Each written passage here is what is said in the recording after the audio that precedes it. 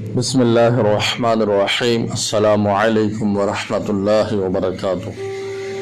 ابتدا میں حضرت رابعہ بصری رحمۃ اللہ تعالی علیہ کے حسن و جمال کی دھوم مچی ہوئی تھی، مگر جوانی کے شب و روز انہوں نے یاد الہی میں گزار دیے۔ ان کے چہرے پر پاکیزگی کا ایک ایسا نقاب تھا کہ دیکھنے والوں کی نگاہیں خود بخود جھک جاتی تھی۔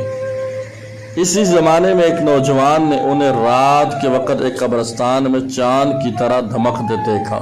وہ آپ رحمت اللہ علیہ کو کوئی غیر مری مخلوق سمجھ کر بھاگ کھڑا ہوا، لیکن دوسری صبح جب وہی چہرہ اسے بصرہ کے ایک بازار میں نظر آیا، وہ عقل و خیرت سے ہاتھ دھو بیٹھا اور رات دن اس کے تصور میں رہنے لگا۔ آخر دل کے ہاتھوں مجبور ہو گیا، لوگوں سے پتہ پوچھتا ہوا حضرت رابعہ بصری کے گھر جا پہنچا۔ آپ کہا کرتی تھی کہ دل کے دروازے ہمیشہ کھلے رکھو، کیا معلوم محبوب کسی وقت دستک دے دے، مگر گھر کے دروازے بند ہوں یا کھلے ہوں ان کے دانست میں برابر تھے۔ نوجوان کو خلاف توقع ان کا دروازہ کھلا ہوا ملا۔ اس نے اپنے دل کی دھڑکن پر بڑی مشکل سے قابو پایا۔ رات کا وقت تھا، اندر چراغ روشن تھا۔ یہ سوچ کے بے باکی کے ساتھ وہ نوجوان اندر داخل ہو گیا کہ حال دل سنا دینے میں کیا حرج ہے، زیادہ سے زیادہ انکار ہی تو ہو جائے گا، واپسی کا دروازہ تو بہرحال کھلا ہوا ہے۔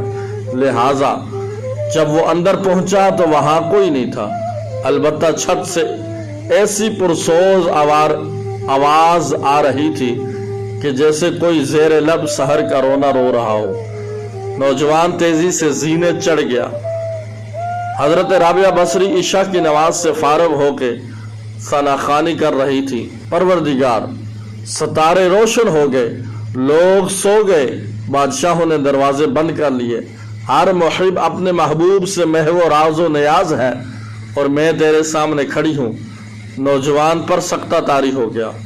اسی اثنا میں حضرت رابعہ بصری نے پلٹ کر اسے ایسی قہر آلود نظروں سے دیکھا کہ اس کی زبان بند ہو گئی۔ رابعہ بصری نے اس کے قریب آ کر پوچھا، کیا تم مجھ سے شادی کی درخواست کرنے آئے ہو؟ نوجوان نے لرزتے ہوئے ہاتھ سے اپنی زبان کی طرف اشارہ کیا کہ وہ اب بول نہیں سکتا۔ حضرت رابعہ بصری نے کہا، اس سے پہلے کہ زبان کی طرح تیرا دل بھی چپ ہو جائے، تو جس راستے سے آیا ہے اس راستے سے واپس لوٹ جا۔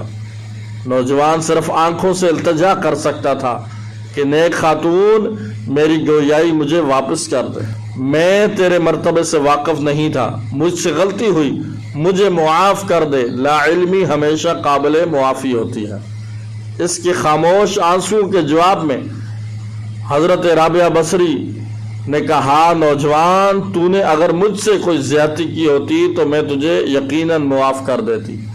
میں نے خود کو بہت پہلے اپنے رب کے حوالے کر دیا ہے، اب یہ معاملہ تیرے اور رب کے درمیان ہے۔ معافی مانگنی ہے تو اس سے مانگ، تو صدق کے دل سے توبہ کرنے کا ارادہ کرے تو شاید توبہ کی خاطر تیری زبان کھل جائے۔ یہ کہہ کر وہ نماز کے لیے کھڑی ہو گئی۔ نوجوان بھی بے اختیار سجدے میں گر گیا۔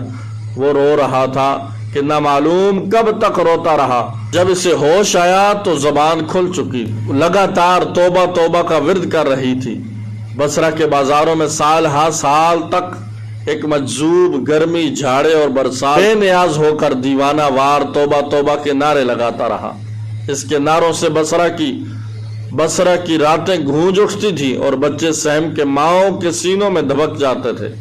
آخر ایک دن وہ مجذوب اچانک ہی کہیں غائب ہو گیا، پھر کبھی اس کا نہیں پتہ چلا۔ وہ مجذوب مذکورہ نوجوان تھا جو حضرت رابعہ بصری کی بدولت ہی دربار خداوندی میں مقرب ٹھہرا۔